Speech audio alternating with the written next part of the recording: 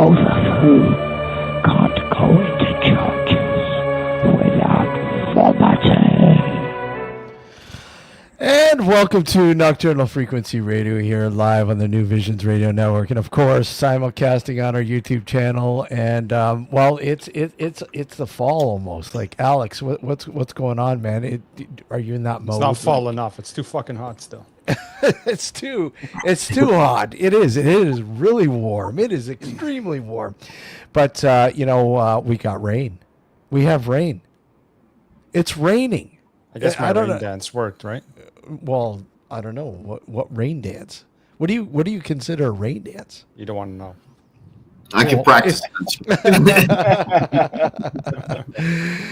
So, anyways, tonight we've got some. Oh man, we got a full house tonight. We got a full house. You know, our good friend Jeff, Exploring Harley, is in the guest hosting seat over there, and we've got Joe Vitale. Vitale. You got it right the first time. You got it right the first time. Joe, just a word of advice. Steve always fucks up names. Don't take it personal. and Matt Benton to talk about the new documentary, paranormal documentary, Evil Unearthed, and it's available on Prime, right? Yes, right now it's available on Prime Video, YouTube Movies, and Google Play, and it's going to be released on Blu-ray pretty soon too. Awesome, Blu-ray, awesome. So, okay, well, before we get into all that, let's kind of like dive into what led you guys down this road. And Matt, let's start with you. Like, I mean, the paranormal sort of realm. What like, where did it all start? How long have you been doing investigating and filmmaking and so on and so on? So I started doing filmmaking. I kind of started doing videos with friends and everything. That was in 2000. I would say 8 is when I kind of started making videos, but it wasn't really filmmaking, I would say, because it was very crap videos on YouTube and stuff like that. I was just making fight videos with friends and stuff like that. And then I was interested in the paranormal because of my personal experiences as a child. I used to see shadow people all the time when I was little, and it grabbed my attention whenever there was a haunting story, because my mom has haunting stories too. When she used to live in a house in Indiana, her whole family had a lot of experiences. And then, so I was always interested in it. And then it wasn't until the summer of 2011 at the Old Washoe Club in Virginia City, Nevada, I heard about this place being haunted. I was like, oh, cool, I want to go there. And so I went inside. It was a family trip. And I went to the crypt, and then I heard about apparently this one little girl spirit being there. And I was like, so I said this exactly: if there's a little girl here, can you please move something or make some kind of noise? And then literally 5 seconds later, a piece of brick was thrown. And then that got me hooked. I was like, oh my God, you could actually get responses back like in the TV shows. And so that got me hooked. And then I started paranormal investigating since 2011, summer 2011. So almost 15 years. So that brick being thrown at you, I mean, what did you equate it to? Like, well, now today, it's possible it could have just fallen from the wall. Yeah. But it was pretty on time, on demand when I asked for something to move. So you could say in a skeptical way, which I think of like now, that's probably what it could have been, but don't really know. And it was just a very weird coincidence, but it still got me into the paranormal. Absolutely. Either way. And I had a lot more experiences that I could confirm that to me there were paranormal, like having a voice go straight into my recorder while listening live inside of a room I was by myself in back in 2012 was like one of the most surreal moments for me. I think that's like a lot of people, when they're, they haven't really fully entered the paranormal sort of the interest, until something, completely unusual happens. And it's probably something that you can, fully explain, but it doesn't matter. It was weird. It happened. It was like, oh, wow. Okay. I want to know more. How about you, Joe? So I've had lived in a home that had some pretty bad things going on there. And I can't get into the whole thing because it'll just take too damn long. Okay. But I actually didn't want to have anything to do with the paranormal because I was terrified of it. Yeah. So we'll just say that I kind of just got dragged into it in my early teen years, and just kind of continued doing investigations since then. So yeah, I'm old, but anyways, And you know, I've followed I've followed you, Joe, and I really do enjoy the way that you're very sensible, you're very skeptical, and your approach, and you do everything possible to try to explain. Again, Matt, I kind of know a little bit, and you're kind of the same way, I believe. Yeah, we're the people that in the investigations kind of ruined it for everyone else. I mean, but, well, it's one of those things where it's like, I do believe, but I also believe that there are explanations, more likely explanations to, figure out what is going on, what was experienced, things like that. But I mean, hey, I've had some weird stuff happen. And yes, I do believe, but again, you do have to be skeptical. Absolutely, absolutely. I think it's healthy to be very, ask questions, ask every question possible. I mean, I look at it still. I've been doing this for over close to 30 years now, and I'm a student still. I'm still learning. You're gonna always be a student in life and absolutely. in the paranormal. So. Absolutely. So how about some of your favorite locations? I would say for activity, Mackey Mansion. And for when it comes to filming, I really liked House of Wills a lot. You should look into that one. That's a crazy one. The inside of that place is pretty cool. I would also say Lassen County Hospital, which got burnt down, which was my most active investigation I've ever done. Mackey Mansion is my most active when it comes to reoccurring investigation because I've been there like 4 times, and 3 out of the 4 times it was pretty active. So I would say that one's for activity continuously in one night. Going back, that was the most active one for me. Because Lassen County Hospital only investigated 1 time, so I didn't have a good reference if it keeps happening every time I go, But for one night, Lassen County Hospital was definitely up there. And then, Monroe House would be the other really active location. But it was a hit or miss. It depends on the night you go. Luckily, I went there many times, same with Joe, to get a good amount of evidence on that one. So the film we're going to be talking about, that was a 7-year investigation on that house until decided to finally make it to a film. And I mean that's important. And it's really important to understand if a location is in fact haunted or not. It is by the revisits. I mean the amount of time that you spend getting to know the location. The pieces of the puzzle, I can't stand it when somebody says, well, look, you definitely got a haunting with 1 visitation, and that's it. It's like, or you have demonic activity here, and you need to have your house cleansed. Or they go to the location, nothing happens, like, oh, it's not haunted, and then that's it. It's like, no. Exactly. Yeah, that happens a lot too. Like when they're like, "Does this go there?" I hear on Facebook all the time. They're like, "I've been there, nothing happened." And I asked, "How many times have you been?" And they're like, "1 time." I was like, "Okay." And they were claiming earlier that it wasn't haunted because they've been there 1 time. I was like, "That's just not how it works." Like Joe and I have gone to multiple places, like and when it was just him and I, and we get nothing, and then. But he had a crazy experiences at the Benton farmhouse. But when we went with just him and I, nothing really happened. That's just how it is sometimes. So, well, absolutely. But that Monroe house, it's got something. It's got you can have like nothing, and most of the rooms, but one room will surprise you. Just one. That's it. It's also about, I would say, it depends on the people, is what I believe, and on top of that, I think it might have to do with also just the right timing, because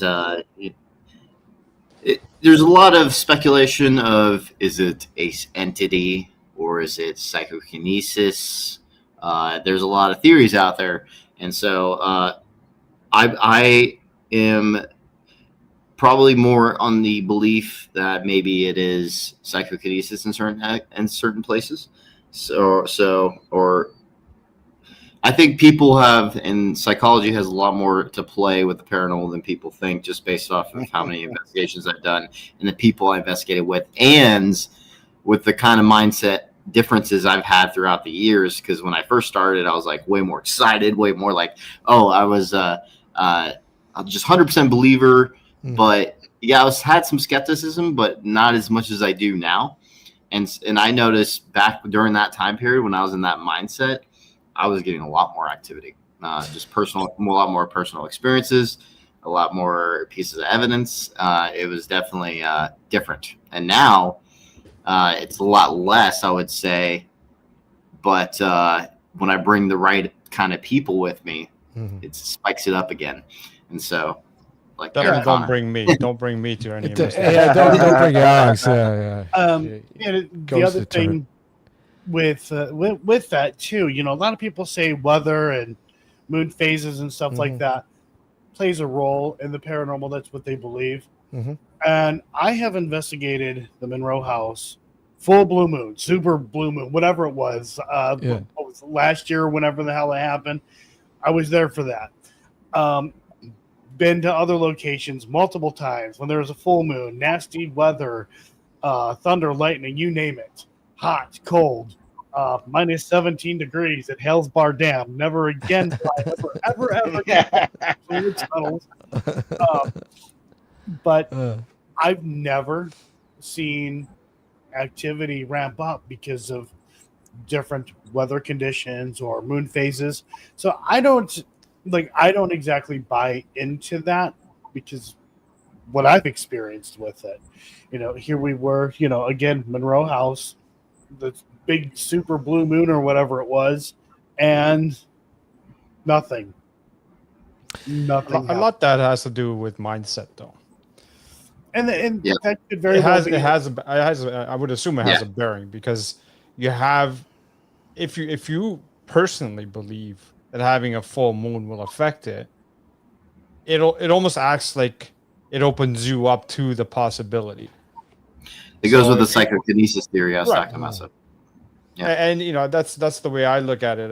If this is part of the reason why, if I go to an investigation, practically nothing happens, because I'm just ghost deterrent. Yeah. But nevertheless, I think the intent of the individual that goes out, if you don't believe that the full moon or a thunderstorm outside will have any bearing on the paranormal activity, it probably won't happen. Now, it's, in going into these locations under those different moon phases and weather conditions, I thought, there was something to it. But the more I was investigating under different, again, phases and weather, the more I realized there doesn't really seem to be much to this whole thing. And then I really started to pay more attention to the different phases and weather conditions and stuff like that. And I'm like, no change. I mean, I get just as much activity when, the moon's out hiding somewhere. And new moon. Versus when it's out, Well, that's because of probably your beliefs. And so it could be. Yeah. The power of belief, maybe. It's kind of like magic in a sense. It is. If you don't believe what you're doing, it's not going to happen. Exactly. Right? It's the power of the mind at the end of the day. A lot of parapsychologists believe in that, in the paranormal. It's more of a psychological mindset and power of belief. And I think there's something to that based off of my changes in me and seeing the same kind of results. I'm a perfect test subject throughout the 15 years of like going from being in a completely different mindset and then getting a lot of activity, then changing my mindset throughout the years, getting less activity, then changing it again to get a little bit more activity. So because in more recent years, I bumped it up again, just being in the right mindset again is what it feels like. So I think we have to be kind of careful in that sense too, because wanting it to happen and changing your perspective and your personality to match that might also subject you to false positives as well, because you want it so badly. When it comes to cognitive dissonance, you have to be still self-aware of that too. Right, exactly. So, yeah, you have to be. Definitely have to be aware of that. Yeah, so that's definitely a factor, and I agree with that. I still keep the skeptical mindset on the investigation, but I am more trying to become spiritual at the same time. You know what I mean? Mm-hmm. Lately is what I've been doing, and if spiritual just means consciousness, then yeah.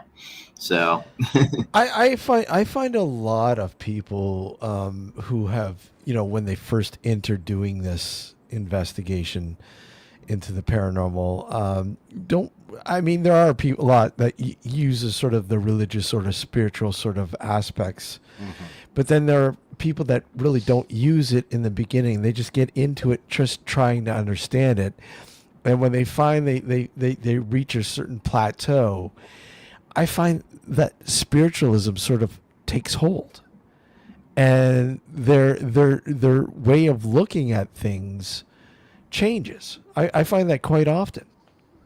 Yeah, and I'm also I've also gone through moments of like believing in God, and then I lost my faith at some points, and that's actually when I was getting the least amount of activity. Actually, it was during that time.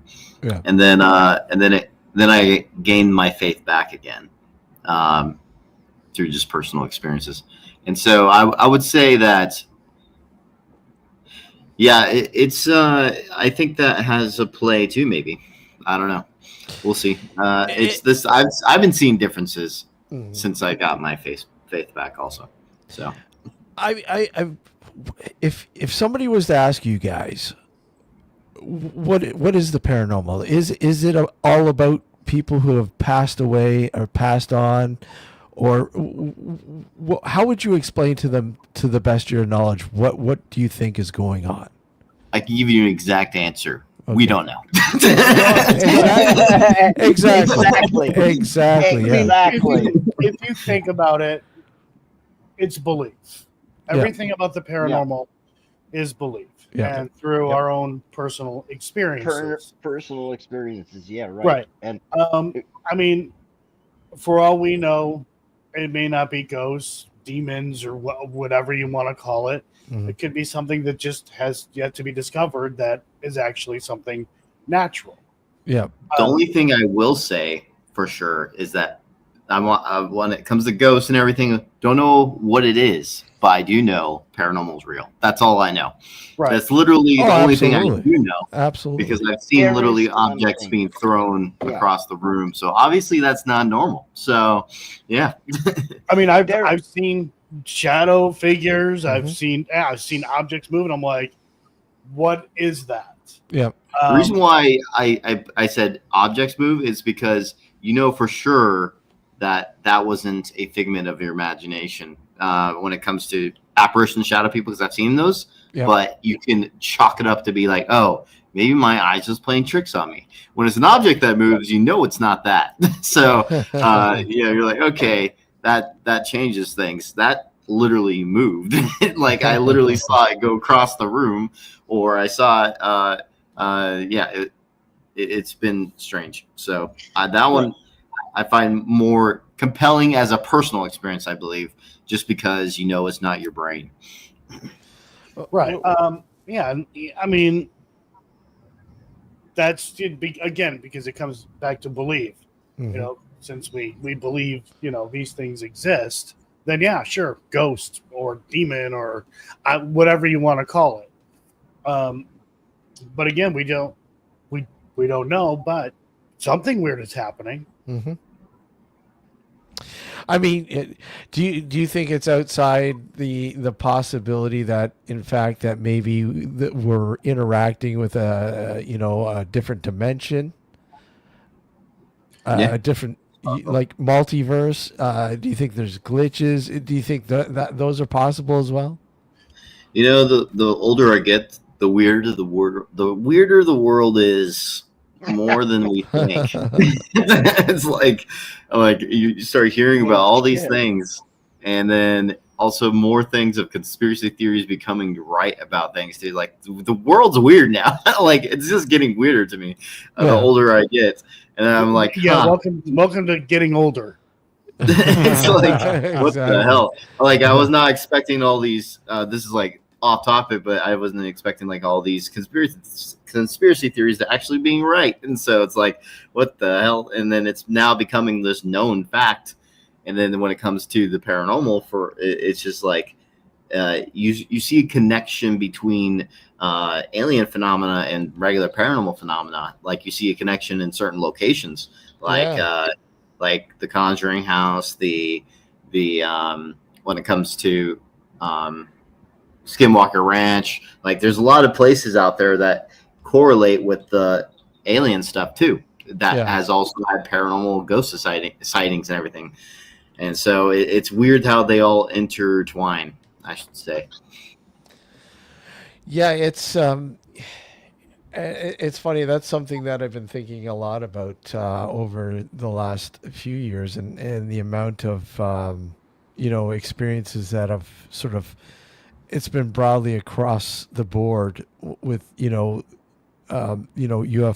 alien, and sort of the paranormal, and how perhaps maybe one of them might be controlling the other. I don't know. I mean, it's a fascinating thing, and it's just like a lot of things, you could sort of dive into it and get lost. I mean, there's just so much to theorize about. But it's like we just don't know. We just don't know, and that's the key element to this. Like I just saw an investigation recently from a good friend of mine, Brandon Alves, and he actually did an investigation for his TV show Haunted Discoveries. Yeah. They were doing something that was correlating with the paranormal and also alien phenomena too. Yeah. And they were getting like direct responses on their APL device when they were asking questions. Are you a gray? Are you alien or extraterrestrial? First is what they asked, and then it was blinking because they were asking questions to blink it for yes, and then don't blink it for no. And then basically when they were asking for those questions, it was pointing towards it being a gray, even though it was like they're using like a normal ghost hunting tool, and it's being fluctuated. And I think it was a barometric pressure and a couple other things that was going off. And so it was weird, very weird. And because it was a location that was associated with alien phenomena and regular paranormal phenomena, this location. So some people do believe it's connected, and I'm finding some evidence of that. So yeah, it's you have an experience. Like I've had two really interesting experiences over my lifetime that are outside the normal paranormal sort of area, and that's one with the crypto, and the others with UFO, and are they explained? Sorry? You mean sorry, cryptid. Sorry. Crypto, yeah. Wait, my crypto? What? Yeah. Crypto going down. Cryptid. Sorry, cryptid. Crypto.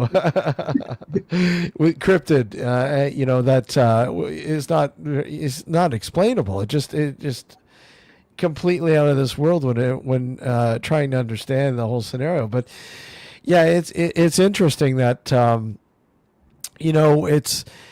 Are people more in tune to this because they're investigating it? I know there are a lot of people obviously that don't investigate, that have these experiences, but I mean, I find that a lot of people who are involved with it do have these experiences across the board, and not just ghosts or shadow people or whatever. I hate the word ghost, but I mean, do you find that? Do you find that people are so in tune to it?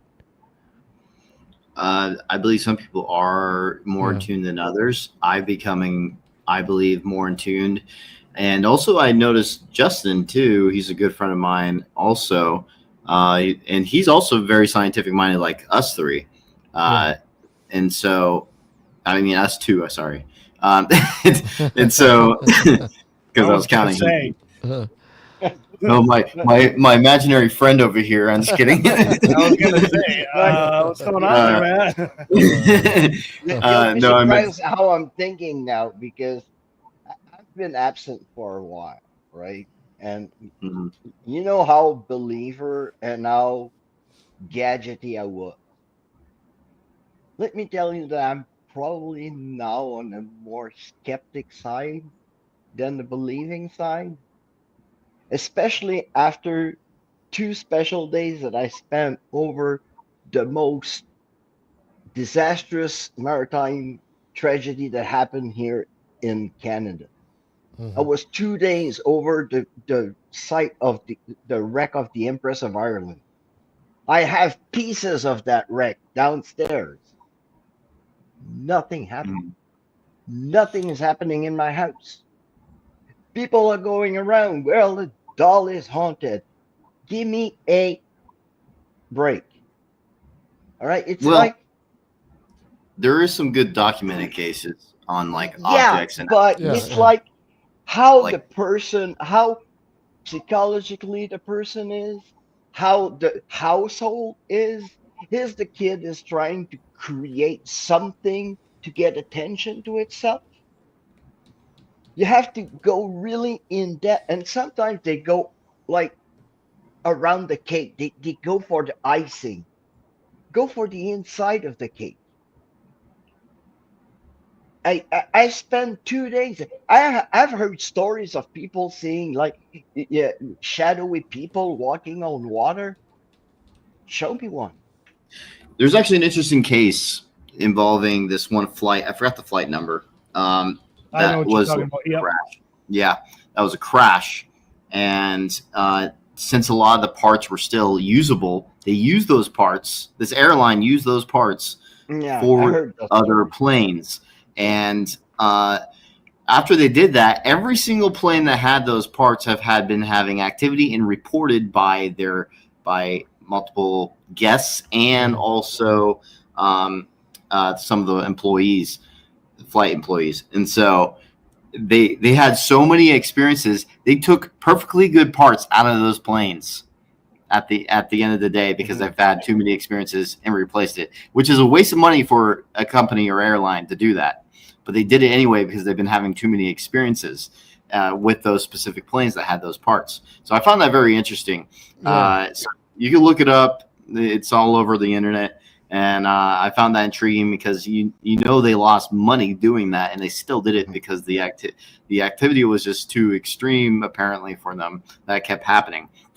So I still have to question or interview the gentleman that lives next door to the mass graves, because the only victims that were taken out of the water are all buried in the same mass grave, because in the wreck there are still over 900 bodies still in the wreck. The only 300 that went over and floated in that bay near St. Louis, they all buried next to a house. The guy had his house built next to the gravesite. So I want to question him. Do you have activity? Do you have something that happened in your house because you are so close to that mass grave? I want to know.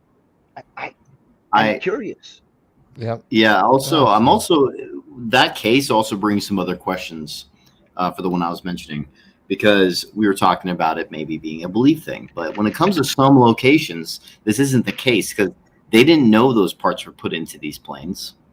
And so there's no collection of thoughts or people believing in something into these putting it into these planes. You know what I mean? So there's no. So how did that manifest then? So maybe it's not always part of disbelief. And also, skeptics have sometimes bought a haunted house, and then they've had experiences at the house. So that's another thing that kind of goes against our theory. But so it's interesting to play it out. I think, well, you know, people, they move into a house, but the people who lived there before them were like, "Oh, it's haunted," but don't say anything about it.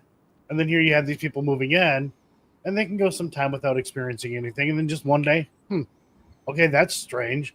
And then they can start experiencing things. And then, I mean, they could not even believe in it at all. I mean, and there are plenty of, I mean, I don't know if you want to call them well documented or not, but there are plenty of stories. I'll just say stories of people who say, "Hey, I never believed in this stuff. I was an atheist, whatever. And then this happened, and now here I am." Well, the plane one is the perfect example, I think, because that one, literally, they didn't know those parts were put in there. Because how would they know? The regular staff that flies the plane and the what do you call the other staff that just goes and does the other things? Flight attendants. Flight attendants. Yeah, my brain was going blank on the name. So the flight attendants and the pilots started having experiences. They don't know what parts are put into these planes, so it's like it was very. The cleaning crew is separate from them as well. Yeah. So that I still find interesting, and there's still more to unravel and figure out, because not everything, I believe, is part of belief when it comes to the haunting stories. But I do think it helps in some aspects for certain locations. It might have to do with consciousness, to be honest. So, Yeah, consciousness. That's a very important aspect. I mean, when we're looking at the normal and the paranormal, I mean, deciphering the difference between the two, and and if looking at the scientific sort of approach. Trying to, basically put these puzzle pieces together and explain that little bit at a time. Which kind of makes me think, still things, I don't know. Do you guys seem to think it's a little stagnant in its explanation right now? I mean, things I don't think. Here's the thing. It's like I don't know about it being. Like, I don't know if we're going to be finding any new answers when it comes to the whys. Yeah. But that's only something that you can answer, I guess, personally for yourself. Because definitely evidence-wise, that's going to be really tough. The only thing that I really want to try and get to the bottom of is try and prove that paranormal happens. But obviously, I don't think we're going to, in a long time, going to figure out why. So it's like, and it's also still very tough to prove, because even if you do capture something moving on video, yes, you can prove it with metadata and everything that it wasn't edited. Yeah. But anyone can use string still. So you need that apparition. Or it was the wind. Clear a small earthquake. Yeah. There's always excuses. The best evidence would be an apparition on video. And you have to be a clear one. It can't be something that's like, way down the hallway or whatever. And and it has to be. It's going to be bug or dust that just look like it. Yeah. I mean, like, I'll just throw it out there. Yeah.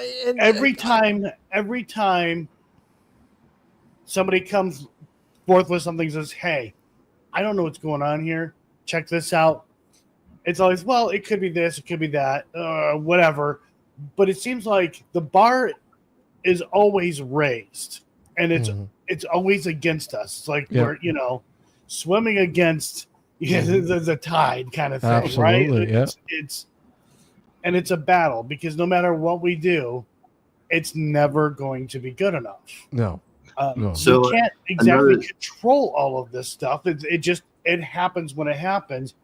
And it's like, well, it needs to be in a controlled environment. We got to be able to test it. We have to do all this stuff. It's like, you can't, but you can to a certain point if you take your ass to a location and stay there for however long you can afford to or allowed to, and do it yourself, kind of thing. Yeah. But a lot of people don't want to do that. They just want to sit behind a computer and be like, oh, nope, blah, well, blah, blah. That's the thing. Exactly, Joe. That's the thing now. I mean, people, when they go in and they conduct these investigations, don't even have the proper knowledge to carry out the investigation. They don't know how to investigate. Or the other thing, and I just kind of like, well, then why even bother? I'm not going to name drop here, but I know people who they'll go to a location that's haunted, but they'll only look into the claims like they should. But this door open. Well, here's why, and playing all this stuff out, and they're like, okay, we're done. That's it. It's like, well, aren't you going to at least stay and investigate to see if perhaps something more than that is actually going on? Yeah. Well, why would I do that? I already got my answer. It's like, no, that's the half-assed way of doing it. And to that's be cognitive fair, dissonance right there. Right. and to be fair, it does happen with those who do go and investigate. They go in, they only focus just on the ghost, nothing else. Exactly. It's like, why are you guys half-assing this? There's more. It's also gotten way worse. The YouTube trends, are way worse. Like now it's all, because back when Joe and I were young, like a while ago, in the 10 to 15 years ago. My God, you're a puppy still. What are you talking about? At least everyone in the paranormal was doing it. Most people were doing it for the right reasons. And the reason why is because no one was famous on YouTube for the paranormal at that time period. It was just people that are actually passionate about the paranormal. And so now you got the YouTubers that are just doing it for the clicks. And that's all. Yeah, that's all it is. And now it's degraded the field a lot, because now you have everyone copying them. The new people are coming up. They're like, oh, let's use cat balls, let's use SLS cameras, let's use all these things that have been proven to not be working, and then that are false positives, and they still use them because of the all these other YouTubers are doing it. And so they're like, it's become a trend, and it's going the wrong direction instead of actually trying to advance the field. And there's very few teams that I can count them on my hand, dude. How many teams that are actually, I think, trying to do it properly. And that would be APRA, Interface Death, and there would be also... He's struggling. He can't do it. APRF, and then our team is going to start doing things more proper now too. And the reason why some of the things when it comes to data collecting we haven't done that is because it costs a lot of money to get data collectors, so data loggers. So we've been spending a lot of money. I've been spending a lot of money on data loggers lately. So to finally start doing a little bit more advanced. There's other things too that I'm not going to talk about here because I want to wait and then do my own video about it. But there's some other things I'm going to be purchasing that are more scientific instead of just copying everything that you see online. So it's like it's a problem in the field right now, and hopefully we can. There needs to be a new king in the paranormal. We'll just say, because Sam and Colby and Zach Bagans are not doing justice right now. Can I just quickly? This does not apply to every single location. Yeah. But there are some locations out there who are throwing out some really bad information. Yeah. Knowing it's not true.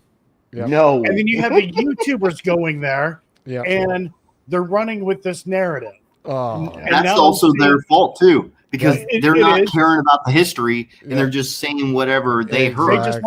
They just want to throw. So it's a little more complicated than that, because then they could end up in a situation that Don and I are in. But like now, I'm sitting here and I'm like watching this stuff, going, "This is not at all true," and what they claim they're experiencing has something to do with this ghost that was never fucking there to begin with, never existed, or whatever it was. and then that spreads like a virus. Person to be real. It spreads like a virus. Everybody believes the story, and they all run, come into the location to get content out of there. And it's like, guys, for the love of God, there's no such thing as fact checking anymore. Fact checking, why? Critical thinking has been going out the window. There is no critical thinking. Critical thinking is a thing of the past in all facets of life now, it seems. I don't think it's fully, but it's very prominent these days. Because you look at the media right now. Like, how many people still believe in the media still is beyond me.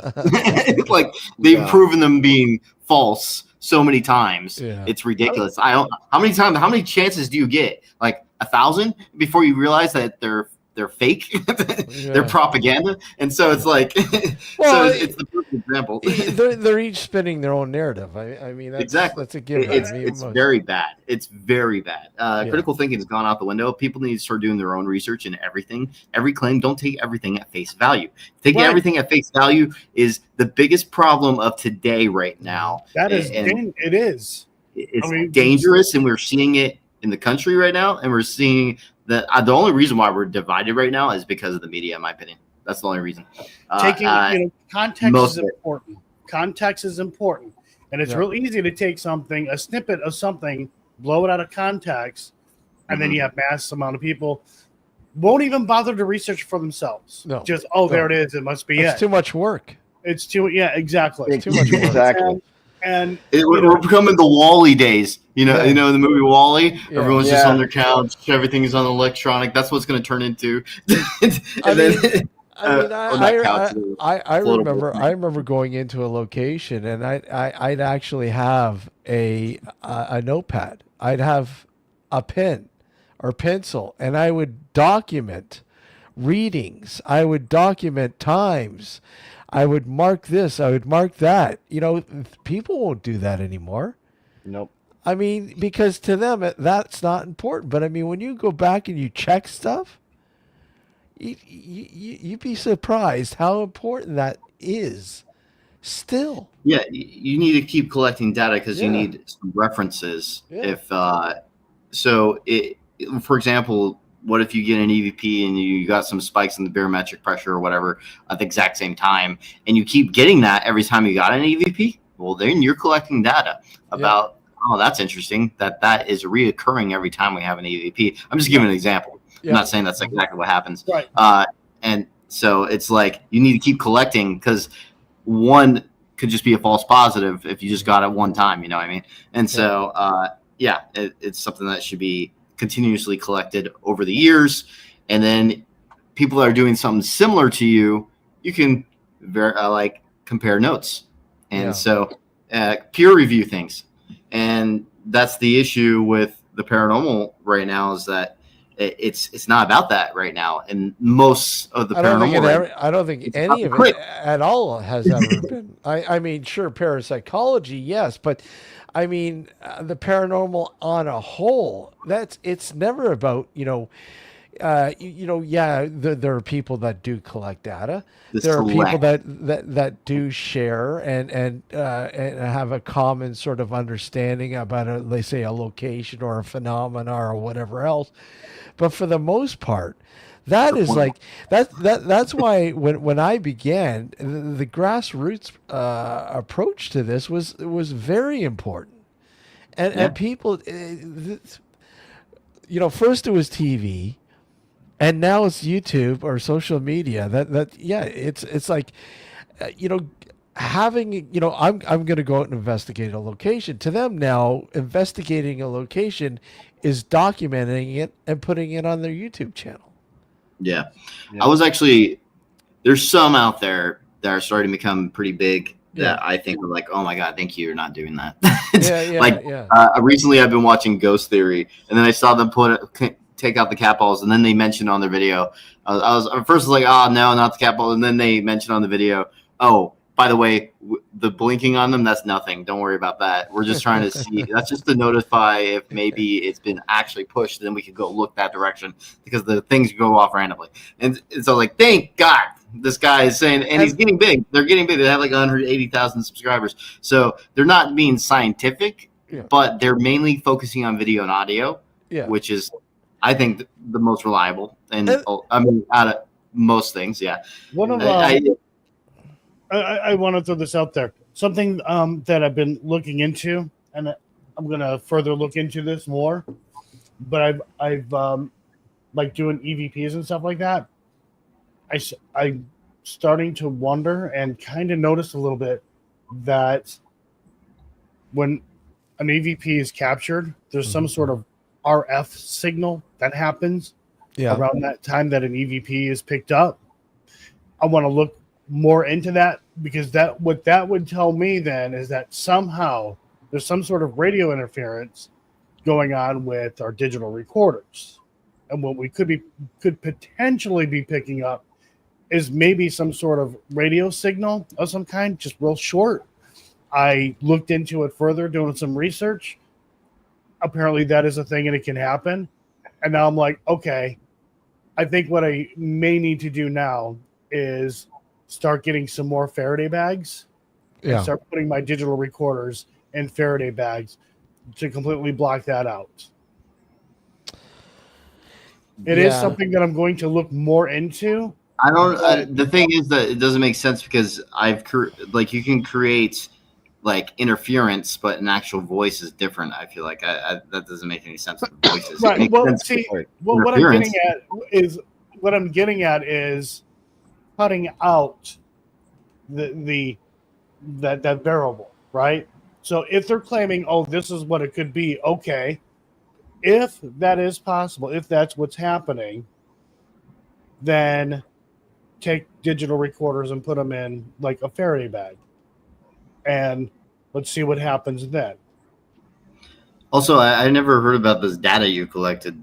Like, that's the first time I ever heard about it. Yeah, no, it's something that I've been kind of doing a little bit on and off, but I'll explain more later. It was eventually something that I was going to talk to you about, but we'll get there. I don't know. We're interested now, Joe. I want to hear this. No.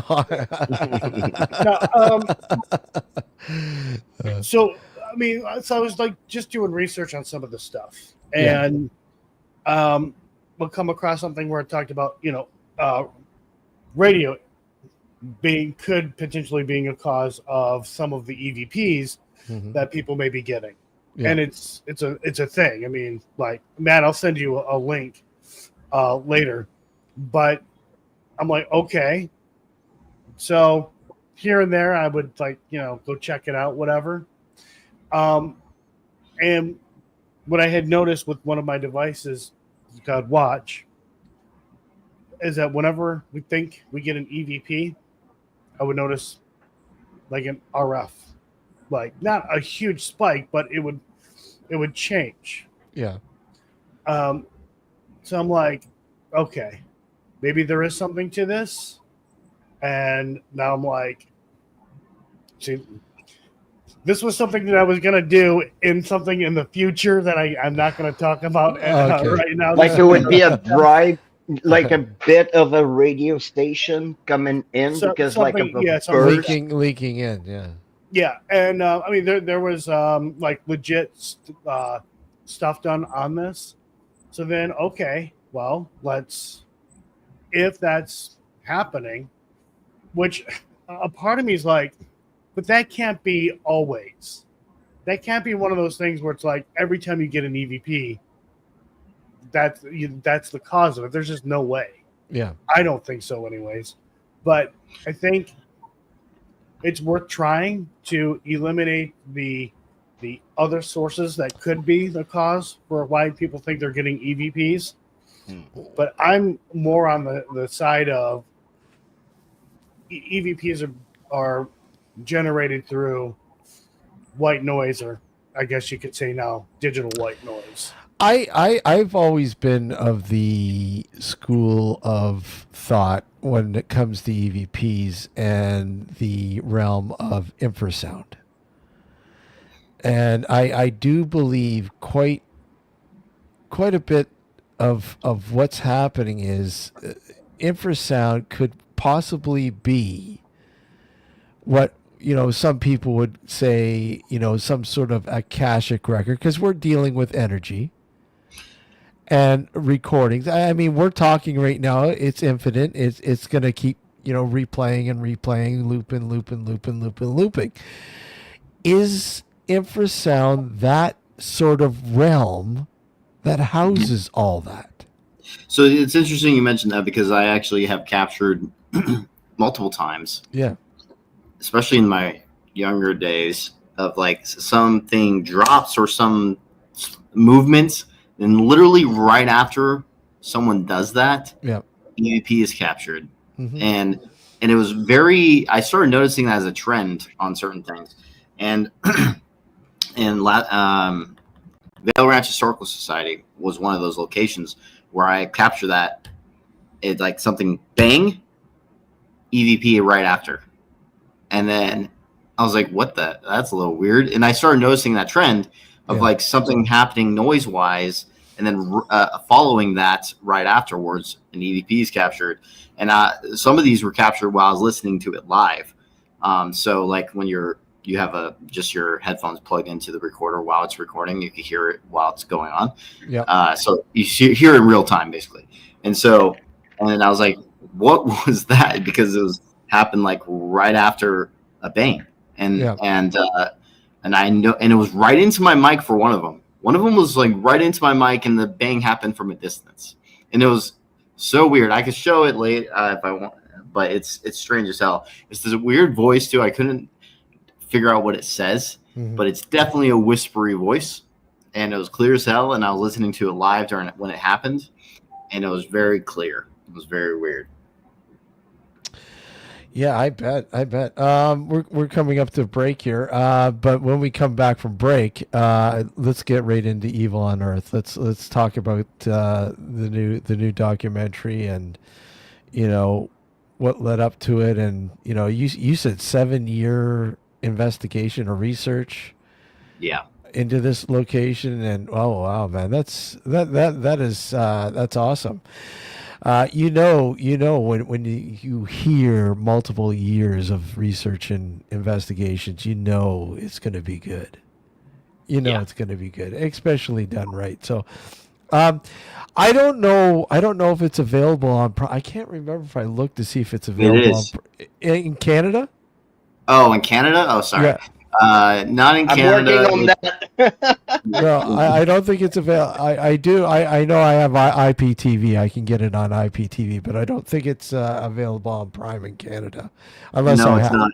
And the reason why is because you need French subtitles out there. Yeah. So he's the one right now translating it. God damn you. And I'm presently in the transition, so you could have did I not send you the link to the film, Steve? Did it? No, I don't know if you did. Hold on. Well, I can send it to you for now. You could have asked me prior, because then you could have watched it before the interview. I want to watch it regardless, I've seen it, and I've seen part of the editing process, so. Yeah, by the way, I live streamed the entire editing process of this film. So, and that's cool. I noticed a lot of people who do that. That's a lot of people are interested in seeing the process, because they don't know. Putting a documentary together is not as easy as people think it is. It's a very hard I actually process. think I'm the first when it comes to the paranormal. Like, I've never seen it anywhere when it came to the paranormal. And being active in the Marines. At the same time. Yeah. You can see on multiple days where I just look dead because I have 3 to 4 hours of sleep every single day. And my watch proved it, because I have my watch collected throughout the entire year of last year. It was saying that I only had, on average, because the weekends I had more sleep, but not the weekdays. On average, it said of the whole year I got 4 hours of sleep every day. So that was on average. Most of the times it was 3 to 4, 3 hours most of the time actually during the weekdays. And so but it turned into an average when on the weekends I got more sleep. So it was like. It was bad. It wasn't good for my health. I noticed some health issues because of it, and I don't have to do that again because I'm getting out of the Marine Corps this December. So, There you go. Yeah. Okay, so guys, hold tight. I want to thank everybody for tuning in on the New Visions Radio Network, and of course, watching us here on YouTube. Once again, we have Matt Benton and Joe Vitale. Vitale. I wanted to see. I didn't finish. I wanted to see. It's like a false start. No. Don't go anywhere. We'll be right back. Short break, and we'll be right. How long is this break? It's about 5. Not even 5 minutes. Okay. Not even, give or take, something like that. Who knows? Usually varies. Just enough for a bathroom break. Yeah, enough for a bathroom break. Okay, hold tight, guys.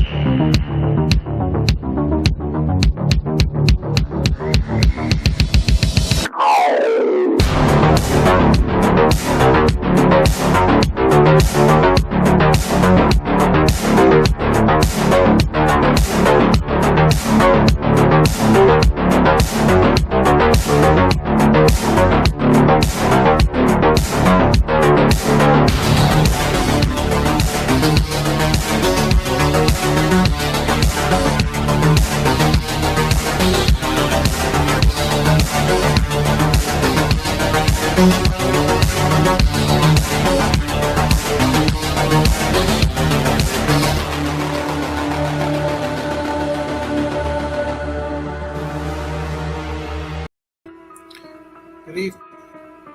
I'm Richard Palmisano, the founder of the Searcher Group. It's a paranormal company, the oldest in Canada. I founded in 1979, which not only makes me old, but makes me doing paranormal research and field work for just under 45 years now. I am also an author, researcher, and lecturer on the paranormal. I've written 6 books now. And I really enjoy coming on with Steve and Alex on Nocturnal Frequency Radio, as well as listening to the shows, because there's a lot of interesting guests there. I like it, looking at this stuff, because it opens your mind to other options and other alternative thoughts. And, there's always time to learn new things. So I hope you join us and come and see Nocturnal Frequency Radio. Thank you.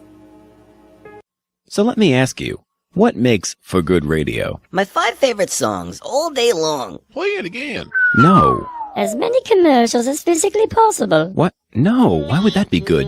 Great music, great talk shows, no commercials! Precisely. New Visions Radio gives you no commercials, no nonsense, just the best new music and the best talk all day long, 24/7, 365. NewVisionsRadio.com. Hey guys, Kristen here, host of the Paranormal Girl podcast, a bingeable exploration and deep dive education about the paranormal for the skeptical believer. Some of my past season topics have included shadow people, Mandela effect, demons, and UFOs. Currently, I am tackling Bigfoot. I have been sharing this journey with my audience since early 2021, and I have learned a lot these last few years. It's truly a mysterious world out there beyond our perceptions, and reality is just not what it seems. I have also, since the start, met some awesome folks like Alex and Steve, and I've really enjoyed watching and learning from them and also joining them on their show. Their guests are always outstanding, their listeners are just the coolest, and these hosts are some of my favorite people. I recommend their show to anyone looking for an intelligent and fun conversation about the paranormal amongst friends. So join me on my investigation, join Steve and Alex on theirs, and enjoy. Now back to the show. You are watching Nocturnal Frequency Radio.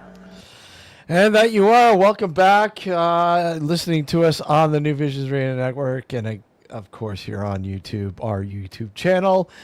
Once again, thank you, Matt and Joe, for joining this this evening, and again, Jeff, for sitting in the guest hosting chair as well. Thank you for having me. And Joe, I'll get to work on making sure Steve pronounces your name properly. Vitale. So let's get down to the nitty gritty here. Evil Unearthed. Take us to the beginning. Dun. Okay, so it was back in 2016 when I was trying to get access to this place. I was trying to basically make a different documentary called Man vs. Paranormal, where I was stuck in 3 different locations by myself for 3 days. And so one of those places that came onto my radar was basically the Monroe house, because I was watching some videos on it and I saw some cool stuff from it. It wasn't as popular yet at the time. And then it got onto the TV show Paranormal Lockdown. Yep. And so that, I think, is when it opened back up. And then I was like, oh, cool, it's open again. And I also found out about the bones and the rituals and stuff like that because of that show. And then I was like, this would be a great place for the film. And then so I went there, filmed there, and then I was uncovering more and more throughout the years that I was like, okay, this shouldn't be like some side location for a documentary. This should be the main story. And so I canceled Man vs. Paranormal, and for multiple reasons. And then I decided to make a film strictly on the Monroe house And then basically it was funny because I actually met Joe in 2017 about I think it was like a few months after I filmed Man vs. Paranormal there. And that was the scariest thing about being at the Monroe house. Yeah, I was terrified. Just kidding.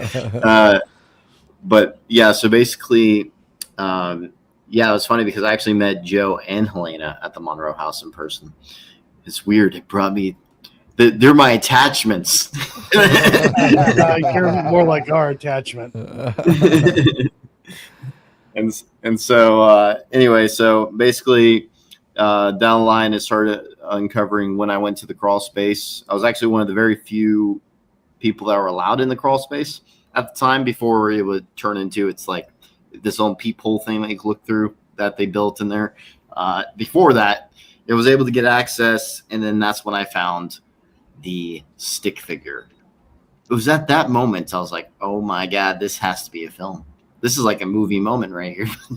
And so like I was not expecting anything like this at all.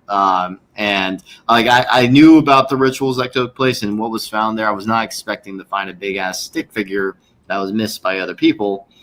And sure enough, I was able to. And then also saw the bones in person. So I know it wasn't just, some TV show trying to do something, so I saw them in person and I was like, okay, this seems to be legitimate. And then later down the line, did more research. And then I was talking to Mike, and Mike apparently spoke to the person that did the rituals in the house.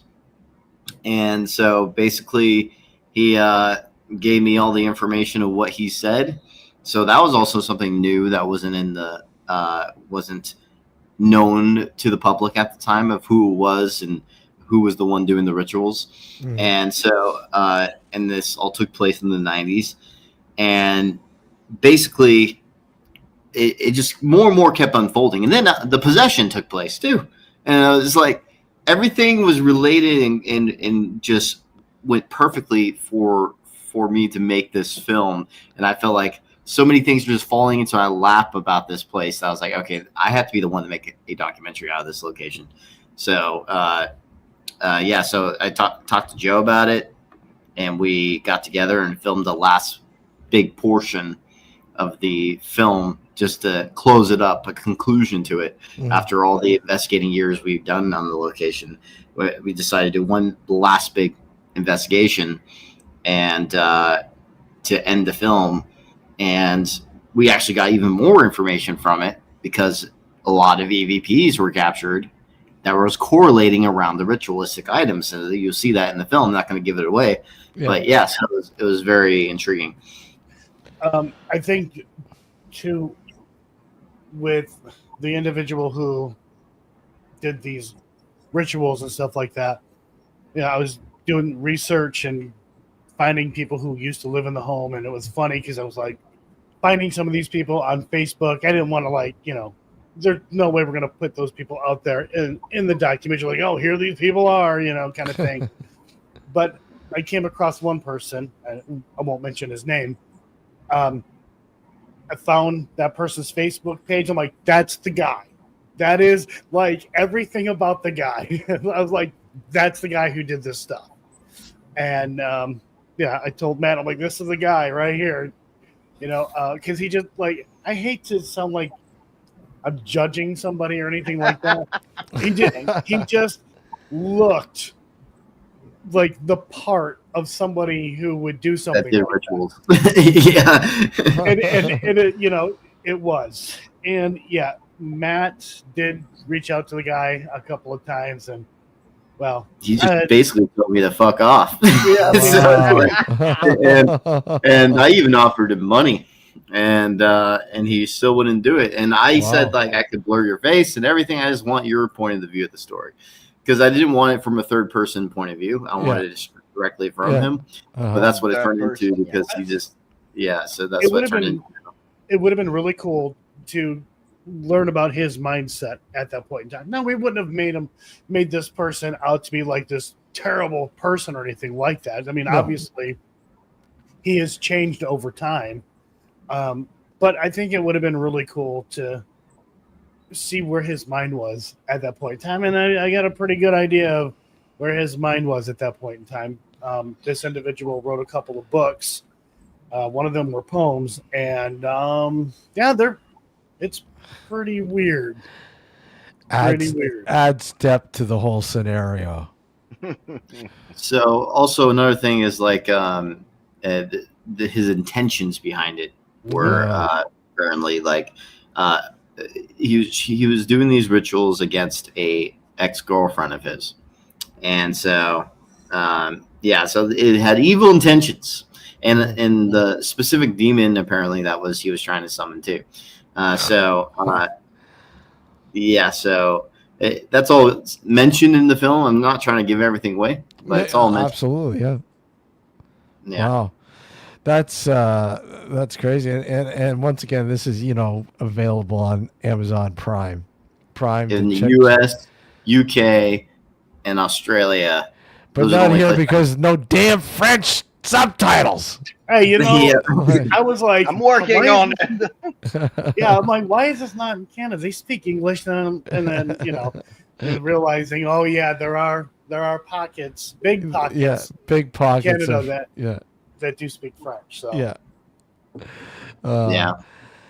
So how long does the documentary run? Roughly, it's a 2 hour, 20 2 minute hours. Film. Wow, and this is based upon so. Like how long of 7 years in the making. How much of this footage are we talking? Like how many footage wise in the film has been taken over the 7 years? So it's 2017 through 2023 is how much we filmed when we were filming at the location. 2024, we filmed other things for the documentary. But you'll see the anthropologist that we interview, and Michelle Belanger. Those were filmed in 2024. But when it comes to 2023, we were filming from 2017 to 2023 for when it comes to the location.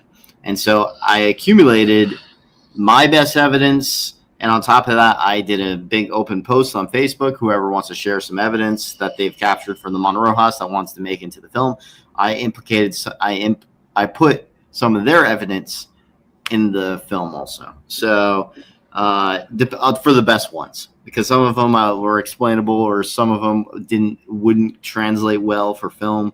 So I cut some of them out, but 2, I think, made it, right? I think it was 2 of them. 1 or 2. I can't remember. 1 or 2 of them made it. And so, it was interesting. Very interesting. So what kind of reception have you gotten so far with the documentary? It's all, so when it comes to the paranormal, people that are interested in the paranormal, it's all been very good.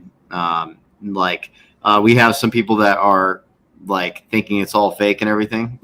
So of course, that's the mindset there. Yeah, right? I mean, no matter what you do, no matter what we do, look, well, I gotta say, Matt was very transparent. We on his channel, even on my channel, went through the footage. Right, here's what happened. Here's the raw footage.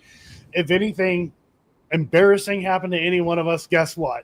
It's there. Everybody's going to see it, right? Mm-hmm. And again, because transparency is important. It is absolutely important. And then the editing, Matt showed him editing it, being very transparent about that. But it's like, no matter what you do, you just can't win. Yeah. The thing is, also the regular viewer is not going to know. Yeah. Also, the regular viewer is not going to know that I edited the entire thing live. So they have to be following us to basically know that. Mm-hmm. And even if you tell them that, it doesn't hey, you can go watch. It's actually changed the mind of some people, because the Harrisville haunting, I've had some critiques. Some people saying, "Oh, it's all fake and everything," and then I sent them the link of my whole entire playlist of editing the whole film, and then they're like, "Oh, okay, never mind. I was like, it was kind of funny actually. And so it has changed the mind of some, but then you have the hardcore skeptics that are like just not going to believe anyway, because you can't change the mind of someone that's completely biased. Yeah. So that's going to stay biased, that are not open-minded. So that's just how it is in the paranormal, and that's also why we're not going to win any big awards from the very big film festivals, because it's controversial. So it's like. And also, then, all of a sudden, Matt, just wanted to let you know you're up for presentation for the best horror documentary or best paranormal based documentary at this year's Stages Film Festival. They don't have those categories. I know. The other funny thing too is the documentary gets lumped into like found footage. Yeah. Oh, yeah. I'm like, this is a documentary. Why is on this Facebook? Go ahead. On Facebook, our film was shared on a found footage. I love found footage horror films. Yeah, don't get me wrong. The first VHS was great, and some others. But when it comes to our film, it's not found footage; it's a documentary. So don't expect it to be like super whole bunch of jump scares and everything. It's not a horror film. It's a documentary. Yes, it's a horror vibe of how I edit it, but it's not a horror film.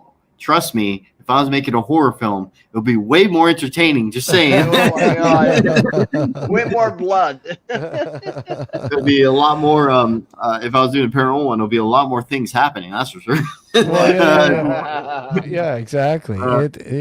It's But yeah, absolutely right. You can't do anything right. It doesn't matter. There's nothing that you can do to set people straight and say, hey, look at this isn't fake. This is real.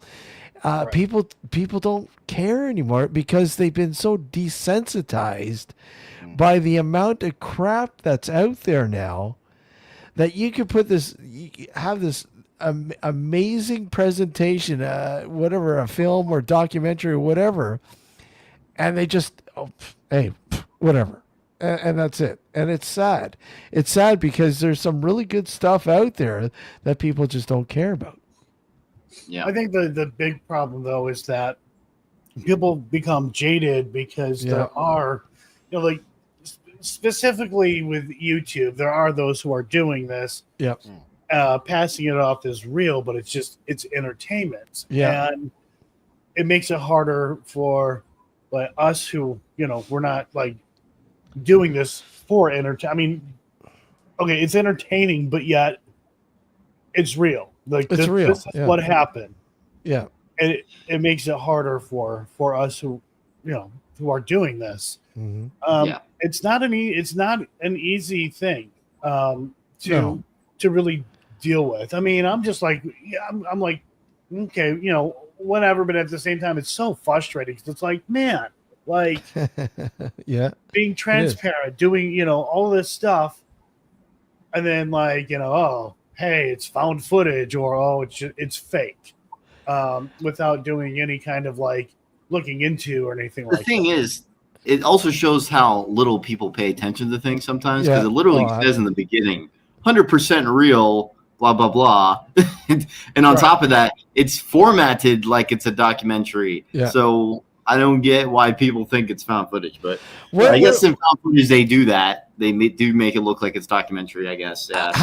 How about because obviously the paranormal is plagued with you have your one side, then you have your other side. You have the people that truly believe in everything that's going on, and you get in the middle that's skeptical, but then you got the other side that's completely debunks it all. I mean, have you guys had issues with that side as well with this? You mean people trying to debunk? Completely debunk it, saying it's fake. Oh, there's people that say it's all fake, even though they have nothing to prove it. Yeah. So, but there's one thing in our first film, the Harrison Haunting, where the rocking chair moved on its own. We actually got I did watch that one. Holy crap! I think I've seen that one. Yes.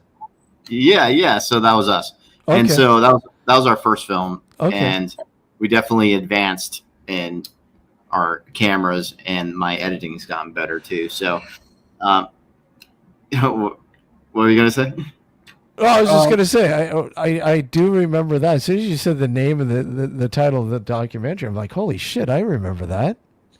Yeah. So, yeah, that one got pretty big actually. I think that's our big breakout film because we get Joe and I get noticed out in public sometimes because of that film. So it definitely got out there. Well, is that not on Prime as well? It's on Prime Video. Yeah. Yep, that's where I seen it, Prime. So maybe. Yeah, I went to Taco Bell one night, going through drive-through, and I kept getting this look, and then someone's like, "I know you. I've seen you on TV or whatever." And then the Conjuring house, I can't specifically remember what it was. And I'm like, yeah, that's me. And I'm just like, it's so it's weird for me. It's so awkward. So I'm just like, can I just have my food? I'm like, I don't know how to react to this.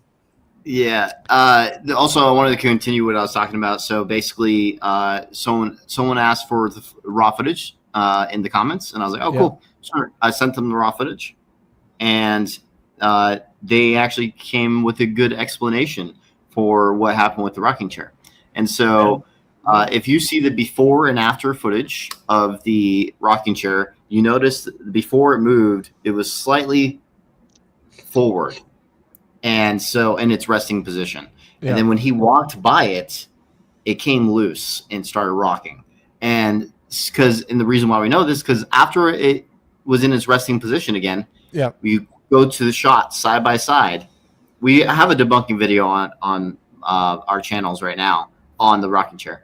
And so when you go side by side, it shows them in different resting positions, meaning it was stuck against the wall the whole time, and it came loose when he was walking to it. And so, we debunked it because of his help.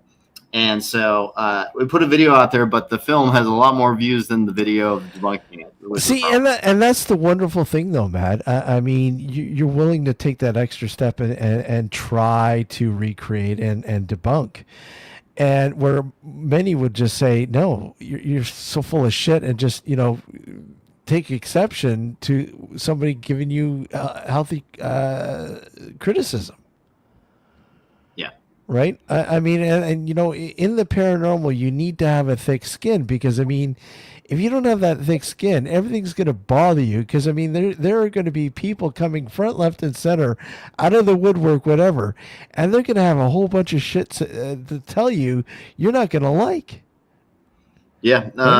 Also, it's good to be open for peer review. That's the thing. If you're 100% real, you should have no problem sending raw video. Exactly. So that's why I save the video when it comes to evidence video. I try and save, and then I try and save all video. Yeah. I after a project's done, I'm going to put it on a hard drive and store it after a film is finished and have all the footage on one hard drive, and then I'll mark it. I'm saying, okay, this is for that film and everything. Episodes will be a little bit differently for YouTube and stuff. I'll still try and save. I'll save the evidence stuff. I'll save as much as I can because I try and save everything, but it's also a lot of terabytes of footage, especially with the new cameras we have. Like I have the DJI Ronin 4D. 1 terabyte is only an hour of recording time on that camera. So it's ridiculous how much memory the cinema cameras take over a normal camera. Basically, I remember back in the day, man, when we used to render. It used to take forever. It used to take forever, and you used to have a lot, a couple hard drives, because if you didn't, man, there's no way you're going to get it done. That Lassen County Hospital episode on my channel, it was only it was a 40-minute video. Yeah. Or 50 or something like that. And I was rendering it in 4K, but the old computer I had was this shitty Alienware computer. Yeah. And it was a steam machine. Is what it was. And it took 3 days to render that. 3 days. Holy crap! And so, 4K could not handle, but it was like, it took 3 days to render it. It finally did it because I wanted to render it in 4K because it was filmed in 4K. So, and so it was like, it sucked because I hated how that, now I don't have to deal with any of that because because of the success of the first film, was able to afford a brand new computer setup. And this one has a 4090 in it and everything. So it's pretty nice. $4,000 into a computer, just a computer. Yeah, they're not cheap anymore, are they? Nope. Especially if that's what you're going to use it for. It's expensive. It's very expensive. Yeah. Oh man, it is. I use DaVinci Resolve, so it takes, if a video's an hour long, I can get it rendered in anywhere between 15 and 20 minutes. Thank God. Yeah, I like DaVinci. It's taken me a while to sort of because I'm used to Premiere, right? I mean, I use Premiere my whole time, and getting used to a new platform has just been it's hard. Oh, I'm sorry. It's like no, go ahead. I did the switch from Final Cut Pro to Premiere Pro. It's like, oh my God, okay, it's two different worlds. Oh, totally. Once Matt goes to DaVinci Resolve Studio, he's gonna notice the bigger difference with editing and how long it takes to render and stuff like that. I'm switching very soon. What are you using now? Oh well, I'm using Vegas Pro. Okay. Which is because I used it in high school. So I was in advanced visual media arts back in high school. Mm-hmm. And I was learning my editing there. It's funny because while I was in high school was when I started becoming when I became a paranormal investigator. So I was starting to make episodes and everything. I was like, oh, I'm going to do the classes here too to see if I can learn anything. The only thing I was taught in that class was green screen. That's it. everything else was self-taught. In that class. And so basically, we were using Vegas in that class, in that high school. So I started from there, and then I got so used to it. Like I knew Vegas like the back of my hand is, and then I bought an Apple computer one time. Then I switched to Final Cut. Yeah. And so then I started becoming proficient at Final Cut.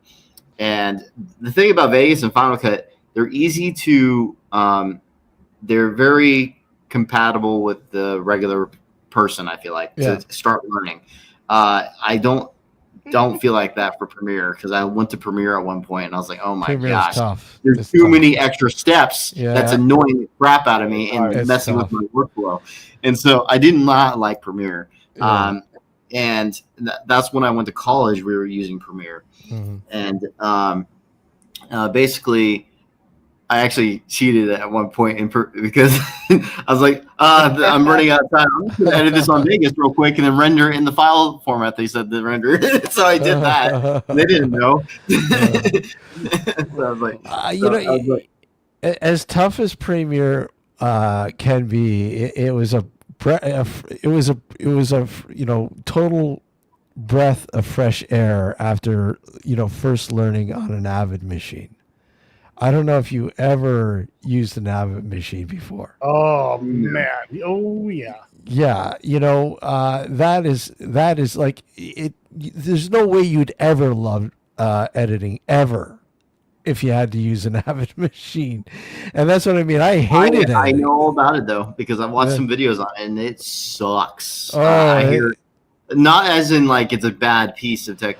Oh, it's great if you can figure it out, but oh my God. I'm like, how do they do this in Hollywood? Because they use Avid and they use what was the other one? I forgot the name of the other one.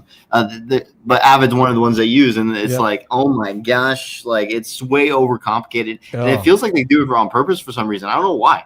It's stupid. Why do they do that? Well, you're actually cutting and pasting because I mean it was film, right? I mean you're actually cutting and pasting, and you're like, this is just insane. Like you definitely have to have patience. You don't have patience, forget it. Today's Avid, like because it's before film. They've updated Avid since then. And it's still ridiculous. Like it's overcomplicated. It is. I was watching a video of this one proficient Premiere editor. Yeah. And he's like, I'm going to try the hardest. We see the same video because I watched that one too. Yeah, and he was taking all day just for him to learn how to use chroma key properly on that damn software, and not just all day. It took him a long time, days, and he's trying to do a whole bunch of research. I was like, it's ridiculous. Like, why do they overcomplicate it so much? I would never do that. Something happened, and he had to start his project over again. And yeah, so he's like, so he basically at the end of it, he's like, you know what, I'm doing the rest of this in Premiere. I can't do it. And so, that's like way too ridiculous. I don't even understand why they even do that. Because Premiere can render in the same things that they want in like professional. Maybe there's something I don't know, but when it comes to the big films, I'm sure they could render it just fine on Premiere. So I don't get it. A lot of them do use Premiere now. A lot of them do professional Premiere, but I mean, yeah, I think it's the loyalty thing when it comes to Avid, because Avid has been, such a vital part of know, it was like an industry standard for years. And then when they made the leap into digital, I guess it was just like, hey, we got to be faithful to this, But yeah, I mean, other people, Plus, they give big like bundle deals too, so they can have multiple in one. So exactly. It works for Hollywood better, I guess. But even though it's still more expensive, I think, than Premiere, because I forgot the price, but it was a ridiculous price for it. It was. All I know is, thank God for DaVinci Resolve Studio. That's all I'm saying. Yeah, it's amazing. I really do like it. It's definitely really cool. It does simplify a lot of stuff. And yet it's still very, very technically sound. I like DaVinci. It's pretty cool. So so far when it comes to pumping and promoting Evil Unearthed, what have you been doing? You've been doing some cons. What else? What's been going on with that front? It's mainly these podcasts, and then I pay money for ads. And then I did a press release, but this press release only did a whole bunch of news articles that aren't like very big. So it was a waste of money. I spent $1,000 on that. And so that kind of sucked. But when it comes to the ads, I think that's the only one that's coming to be the most, I guess, profitable. Yeah. Because I'm actually seeing people comment saying they're watching it now or whatever. So that the ads have been working, but the press release I don't think it worked at all. So kind of disappointing, to be honest. So with it being, how long has it been released now? Since the beginning of August. The beginning of August, and for Prime Video, it was later released on YouTube Movies and Google Play a little bit later. So overall, what kind of like positive, negative, like what are we looking at? Overall, what are people I would saying? say from all the paranormal people that are like the paranormal, all positive. Yeah. Like, I don't think I've seen anyone do anything negative for the paranormal fans. The people that don't believe in the paranormal, they're just going to talk trash about it anyway. Yeah. And then there's people that I saw a comment of someone that thought it was a horror film and not a documentary. I saw that. I was like, oh my gosh, it's not a horror film. And then so I was like, that's your fault on that one. Because I would totally edit something completely different if it was a horror film. So there's like, it's been I would say the film is for the people that like the paranormal. That's what it's for. And for that, it's been very positive. So that's what's important to me.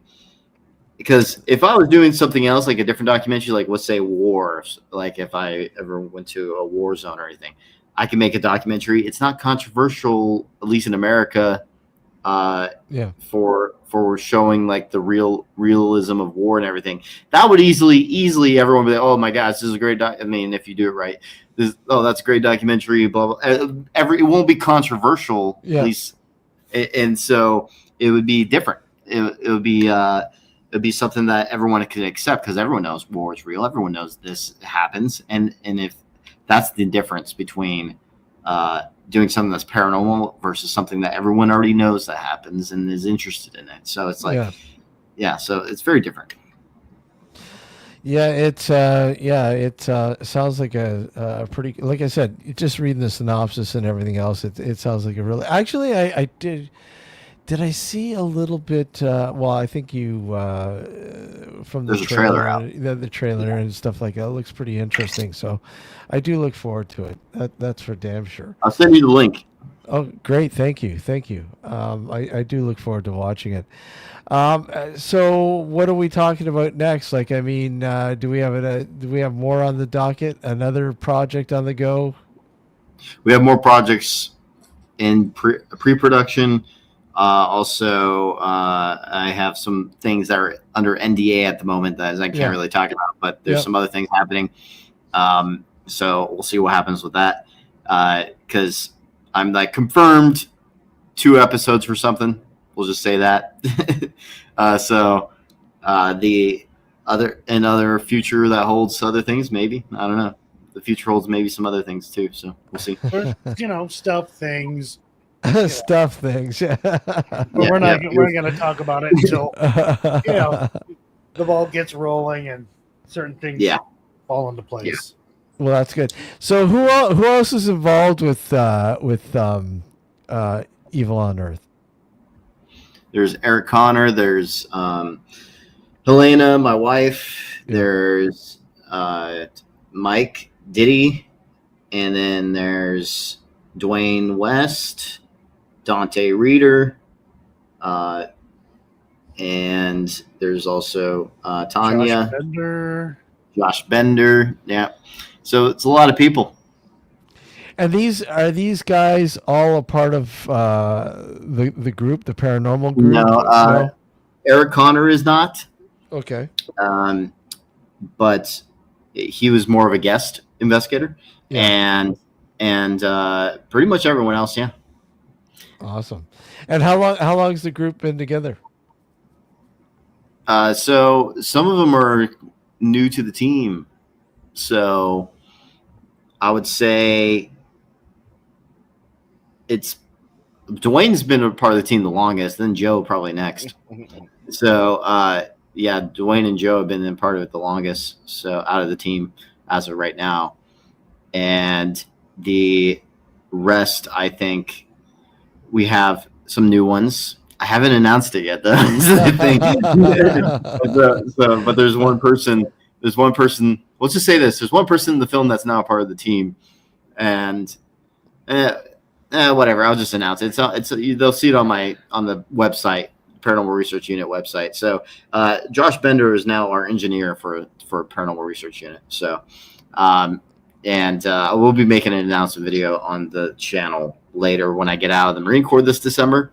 So this January we have some plans. So we're already beginning of the year. It's already going. Yeah, full throttle, right when 2026 starts. I'm not kidding you. Right when 2026 starts, you'll have more time dedicated to it, right? So.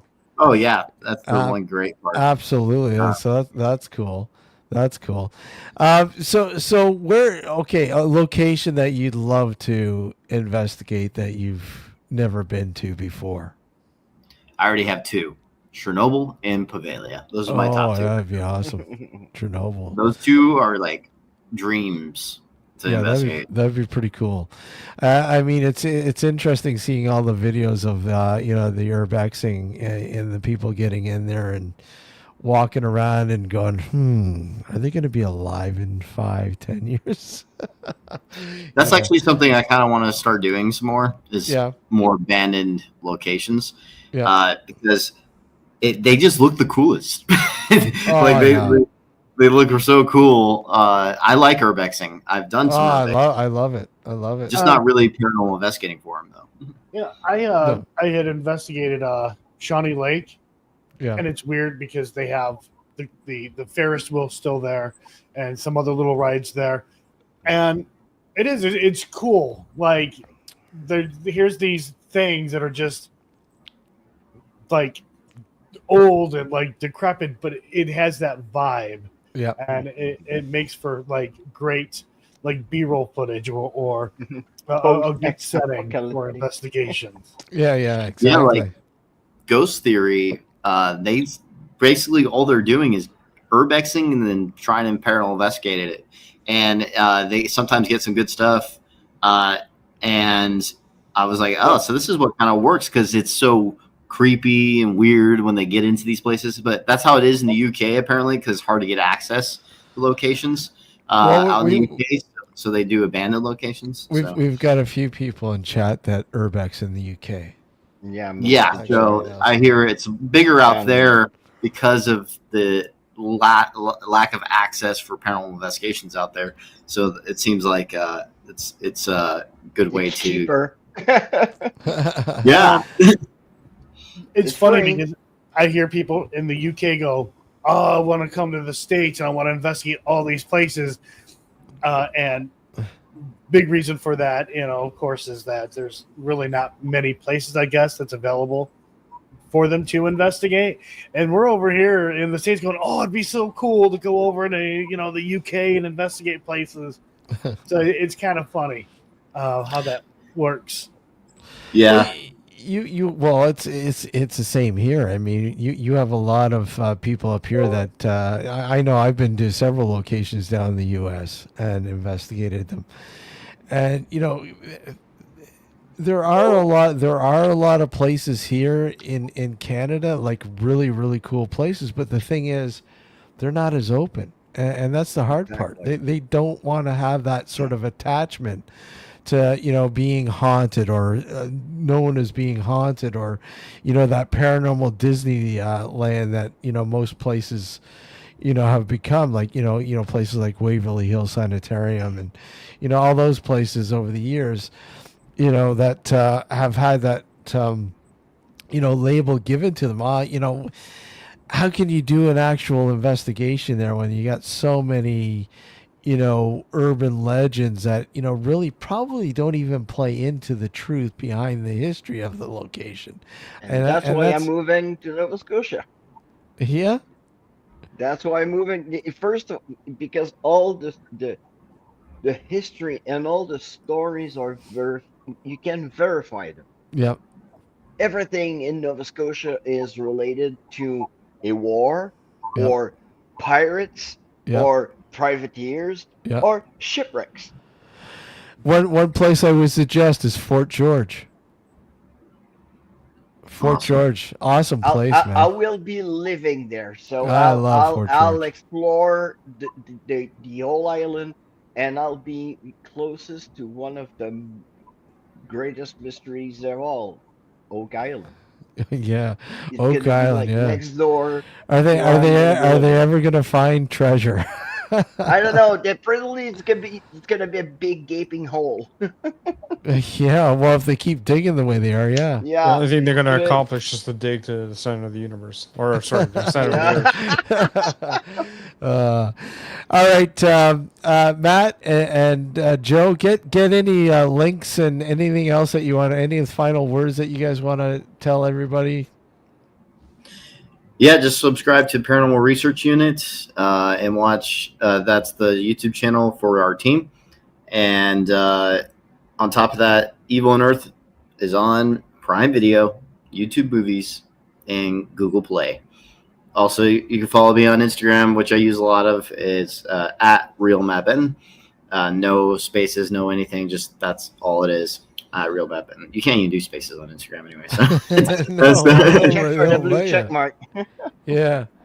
Yeah. Also, one thing I want to mention, I recommend getting Jimmy on here because he has a documentary coming out soon. Jimmy has been on here. As soon as I found out about his documentary, I said, Jimmy, you got to come on and talk about it. Cool. He's been on to talk about it. Yeah, absolutely. I love Jimmy. Great guy, man. Great guy. Yeah, we love Jimmy too. Yeah. He's part of the team now, by the way. Yeah, I was gonna say. I thought, Jimmy was a part of the team. So yeah. Yeah. Earlier you were talking about Evil Unearthed crew, so that's Yeah. why it was mentioned. But he's one of the newer members of the team. Yeah. Awesome. Joe, how about you? Entity 7 Paranormal. He's dying. Yeah. Oh, this cough. Oh, and I pulled a muscle coughing too. Oh. Yeah, just N87paranormal.Joe Vitale on YouTube. I would say Facebook or Instagram. Please don't, because I get blown up with messages, and it's and I hardly pay attention to it. I try to stay away from Facebook.